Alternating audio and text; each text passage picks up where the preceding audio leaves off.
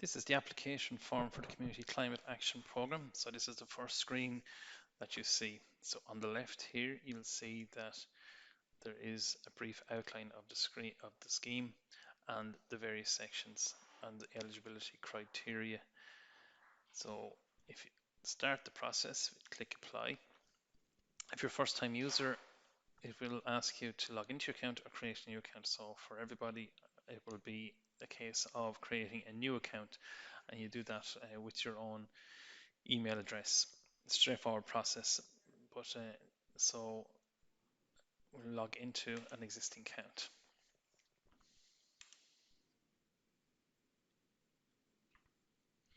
So this is the first page.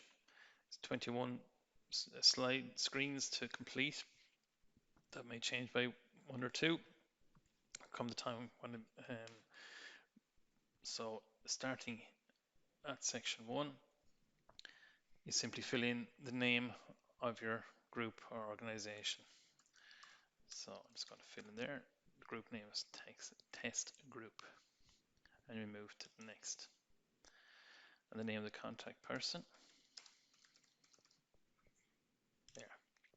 And obviously, if you've made a mistake or you want to change that, you can go back and do so. So hit next, and then the contact person's address in the event of correspondence.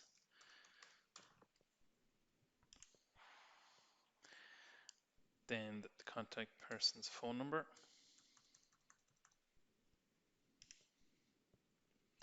And this is now looking for the air code of the property or the closest property to where works are proposed.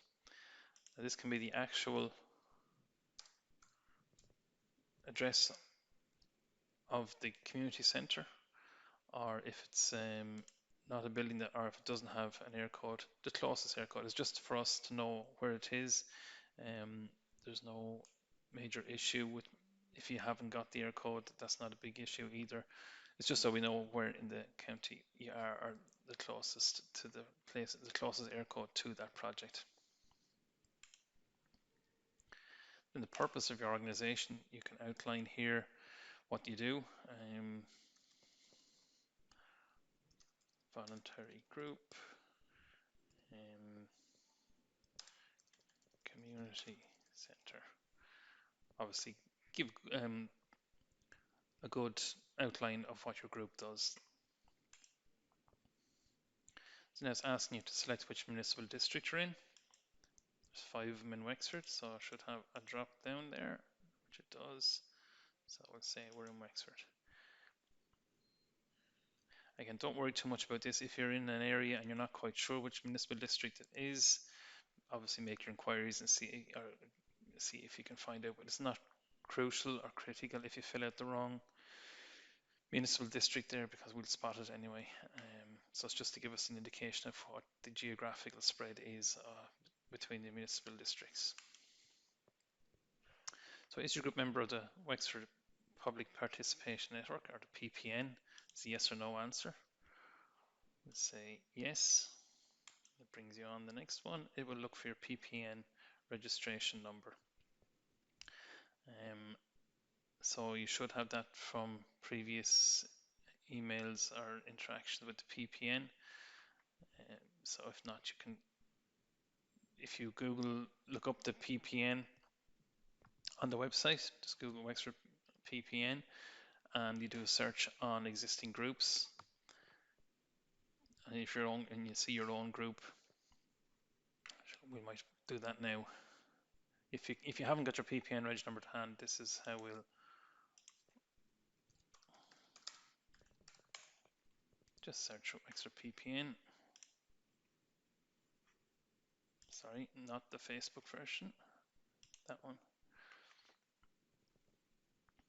Under membership, current members directory, and you'll see you can search under your own organization there. But for example, there's your PPN registration number. So that's how you get that. Okay, back to the form. PPN number. Okay. and next. So I'm just going to go back a couple of steps. Is your group member the PPN? So if the answer is no, it asks you some different questions in that case. So next. So it's asking you to upload a copy of your group's most recent AGM minutes.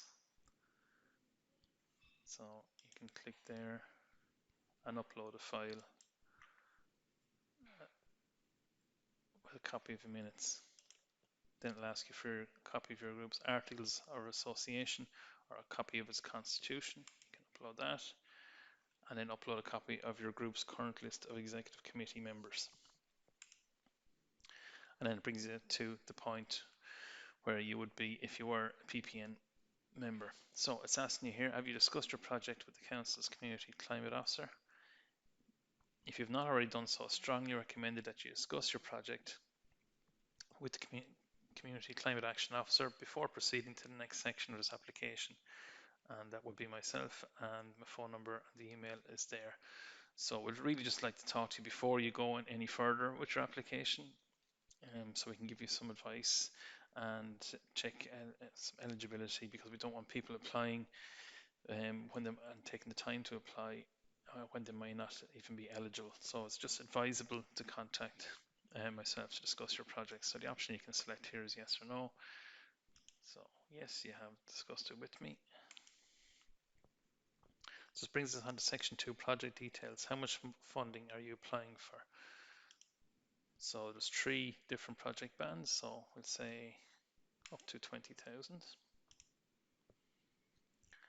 And this asks you to select the element of the nature and what will of the project, or what will the funding be used for. So it's solar, and it can be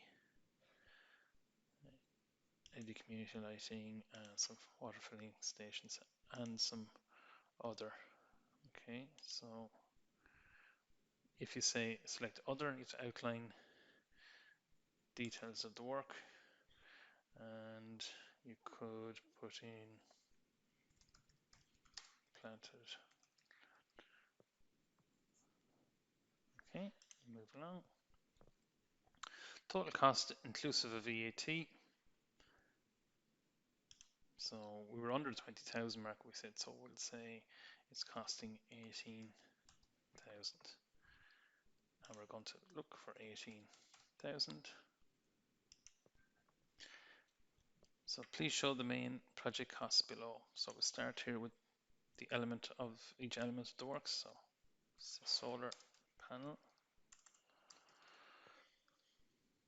And then here we'll say, what do we say on the other one? Water filling station. And supplier was Jim. Another supplier was Mick. Jim came in at 15,000 for solar panels. Mick came in with 3,000 for the water filling stations.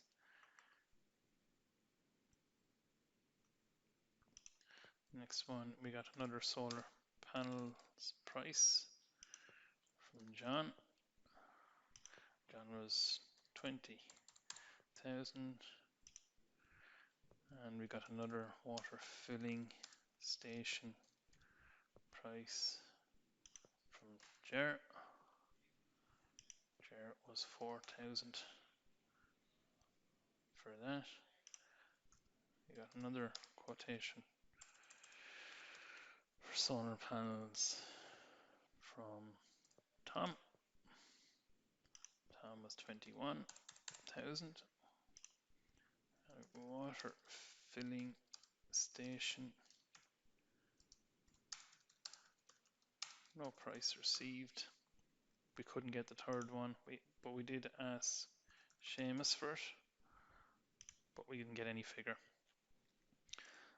Okay, so as you can see from that, then we're saying our cheapest solar panels is 15, our cheapest water filling stations is 3, so that's the 18,000. So we go to next.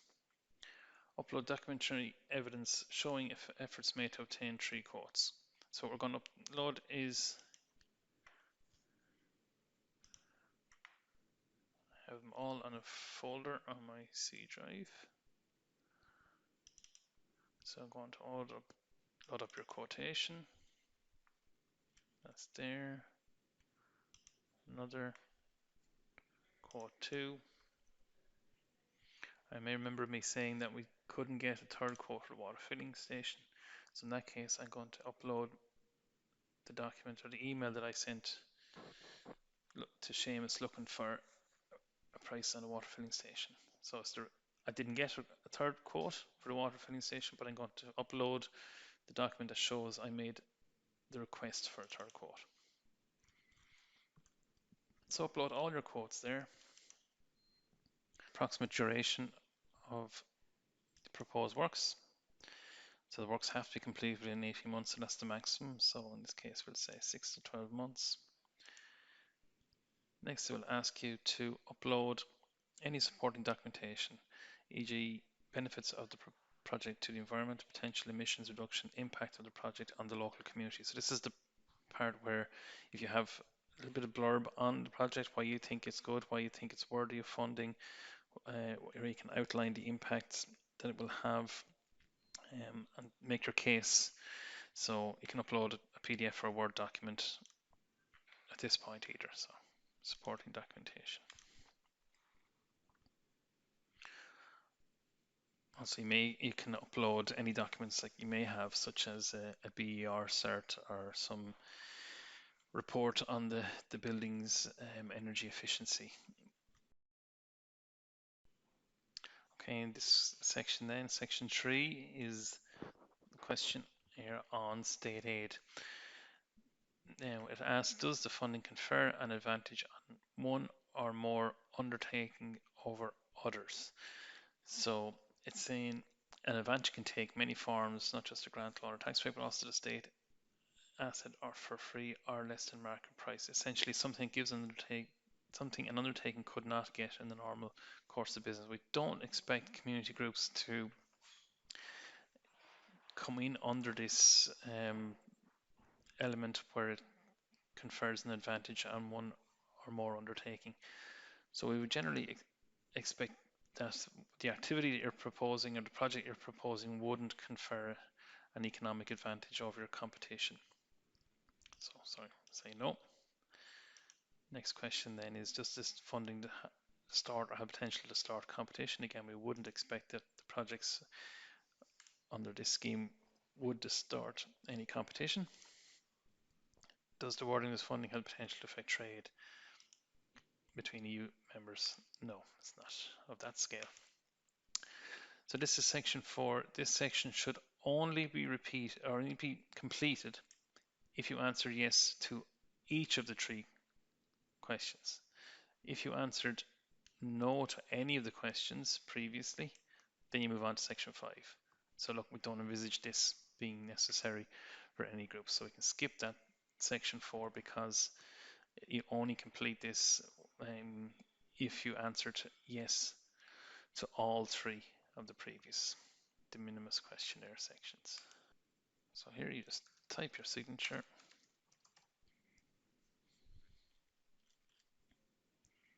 And then you can hit over to right here, submit. So what this will do is when you hit submit below, it'll send you an email to validate your signature. Now, it's brought us back. It's saying that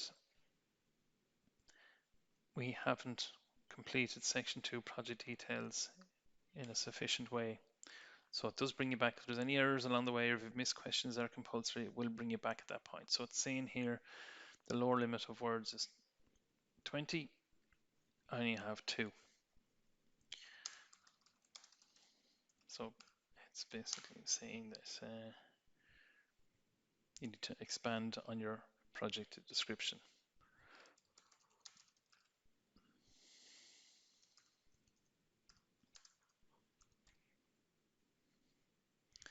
Okay, we want for this purposes of this demonstration, we'll just do a bit of copy and paste so that we can hit the limit.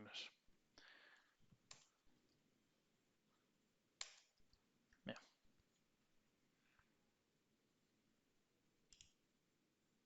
And you can go back through your questions if you want to, or you can just go back to submit.